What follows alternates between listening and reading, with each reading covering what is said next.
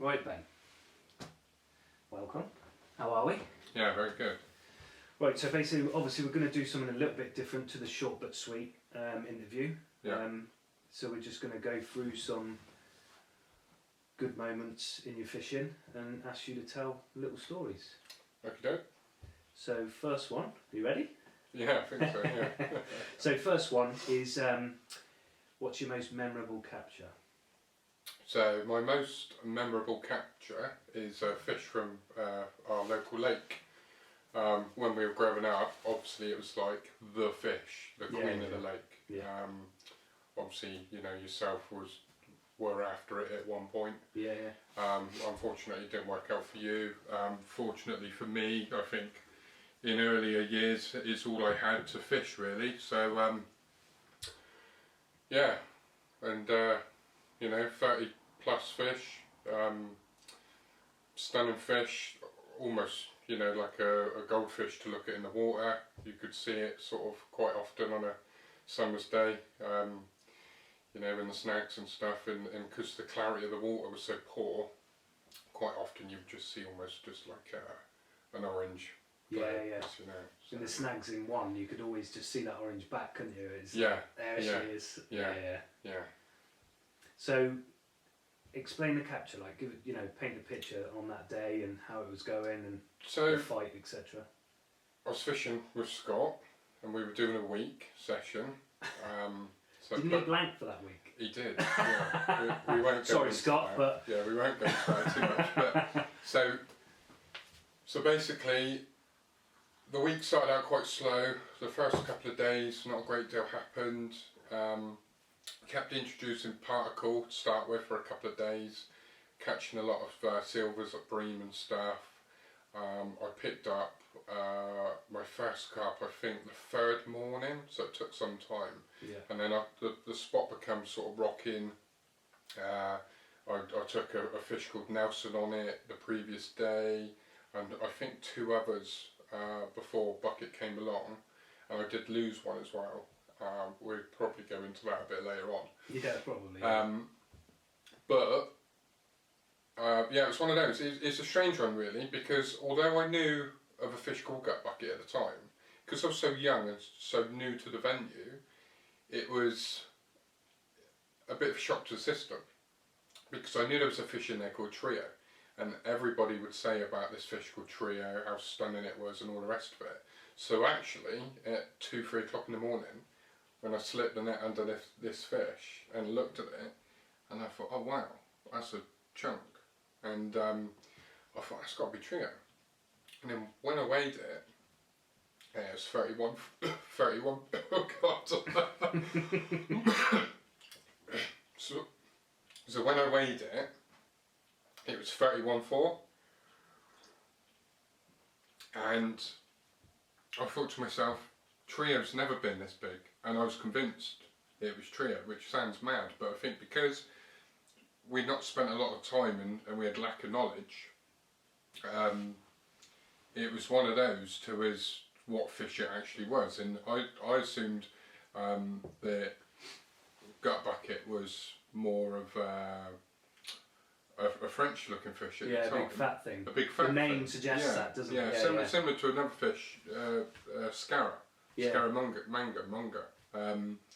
So that's what I assumed. But so then I've run round early hours to Scott, jumping up and down on the spot like a kid at Christmas, and I've said to him, like, oh, I've got a trio at £30. Like, you're not going to believe it. Like, come on, wake up, come and do the photos or whatever. And he's obviously like half asleep. Yeah, it's never the same when it's not your fish. So I've sort of dragged him out of his pit. He's come round. You know, I've back then it would have been in a sack. So I've, you know, pulled the sack out, opened the sack. Yes, and still not happy that you didn't give me a call, because I was on the other lake and you didn't even give me a shout. Yeah, didn't even think of it. Just think you were probably on cloud nine. Yeah. Yeah, and I think although, I mean, you know, the lake's in question, that it's a very small venue. It still seemed, I think back then because we were young, that it was bigger than what it is today. So it seemed like you were fishing quite far away. Yeah. Whereas now, it would almost be sort of acceptable for you to be like either reel your rods in or quickly just blag it and come round just to have a quick look and Yeah. risk it with the rod sort of being out. Yeah, But obviously all three of the waters are snaggy, so it's always always one of them, isn't it? But yeah, and then the morning come, your old man got a phone call, he come down with his camera, because at the time we all had rubbish cameras. Disposables, most of them. Yeah, it was like disposables, or it was, you know, I think I had a digital camera, like a Samsung. I mean, quite good really for its time, but not as good as obviously, you know, the real deal. I think your old man probably had a Canon such and such or whatever it was. Yeah. So yeah, and he got the pictures. So yeah, but yeah. So what was the fight like then? Savage. So when I had Nelson those few days before, that fight was savage, and there was a chap called Smithers behind me while I was playing it, and he'd fished the venue for years, and he said, "Oh, this is going to be either Nelson or Bucket." The way that it was fighting, it just kept going and going and going and going. So then, you know, fast forward like 2 or 3 days later, when I'm into this other fish, but it, you know, it's fighting the same as what Nelson fought, and what he said, but the weight was there as well, and it really did go and go and go. And bearing in mind, I had my little Terry rods, my 2 9s, so they were like flop sticks. So they were like sort of, it was, you know, looking at it now, it was almost like the equivalent to these boys that go shark fishing, and like, you know, it just goes and it goes and it goes, and yeah, a lot longer than what it would be on the you know, the rods we're using at the minute. Yeah. But yeah, epic. Everything about it was epic, and it's memories that you just never forget, because, you know, I suppose being a young'un, being new to it, my first 30, you know, knowing that there was this fish called gut bucket, but then like sort of the reality of it being that fish and it actually being different to what you imagine it to be. So yeah. Right then, so what would you say your worst loss was over the years? This is going to sound really arrogant, but I just There don't. we go.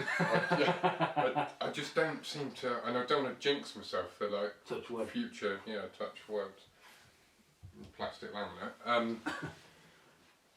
I don't want to, jinx myself, but I just don't seem to. It's probably because I don't catch loads of fish, but like I said, I don't really seem to lose loads of fish. But the one fish that sort of stands out, not that I can say for definite what it was and all the rest of it, is what I feel was going back to that session where I had gut bucket, and then I lost a fish literally sort of an hour before, and in my head even today I'm convinced it was trio.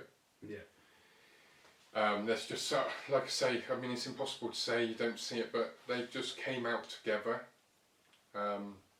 Yeah, you know, and again with Nelson, so you would have, you know, Nelson, and then trio, and then bucket, not obviously in that order, but typically if you got them going. Yeah. So yeah, and it was one of those that probably not seeing it made it worse, because I don't know. If you don't know. Yeah, it's a tricky one. It is a tricky one.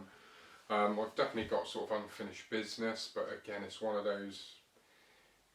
You know, coming back to that venue, it's not as good as what it was when we were kids, in a sense that, you know, we were new to the carp scene. Different times as well, isn't it? Yeah, different times, but yeah. So what was the fight like then? Can you remember the fight in your head, like from bite to loss? Again, it's losing this fish is probably down to the whole sort of flop stick scenario, because it just kept kiting to the right. Right. Okay. And unbeknown to me, there was actually a snag. Now, the pit that we're talking about is a machine dug pit of 4 or 5 foot typically, really flat, no snags that any of us were aware of, but it just happened to be literally the one snag that typically had gone in, whether it had been pushed or a tree, or it was definitely a stump that was pulled out about a fortnight after. And when I was told about that, so it's kited in, they know, fish know, it's gone straight towards, you know, that sort of safe place, that snag. Was it right in the margin, this snag? Right in the on margin. the rush line, was it? Yeah, yeah. Right, It was okay. probably around about, I would say, 4 to 5 rod lengths up the margin. Was it? So, you know, I'm there walking up the margin, Yeah. trying to get on top of it. And I couldn't, I just, you know, I couldn't get on top of it because there was a tree and I couldn't walk round the tree. It was just, I would have been in myself in the drink. Yeah, that's. So, but yeah, and then a couple of weeks later, somebody, I can't remember who, but somebody said, oh, we've pulled out this snag, and, you know, I sort of half, because I pulled then for sort of a break, you know, I'd put the rod down, left it a bit, and back and forth, is it still on, and like you do. Yeah. And then, you know, typically I've sort of pulled for a break, and then when this snag was removed, I was half expecting them to say, oh, we found you're rigging it. Yeah. You know what I mean? But Yeah, it's a shame, isn't it? It's one of them. But it's like, if you knew, it might have hurt more, mightn't it? it might have done. It's Yeah. that age-old question, Yeah. like, would it have hurt more if you've seen it, or is it better just not knowing? Yeah. I've it's a had similar tricky one. situations, and it's, Yeah, it's a tricky one. I've lost, you know, don't get me wrong, you know, I do lose fish, and I've lost them at the net, but I've never lost anything substantial at the net. I think the last fish I lost was sort of possibly a scraper 20 at best, just from a reservoir, and it just didn't mean a lot to me. But you know, if you were targeting fish like I was then, you know, proper campaign fishing, and you know, you knew that they'd come out together, and if I'd seen, yeah, it would have been devastating. It would have been.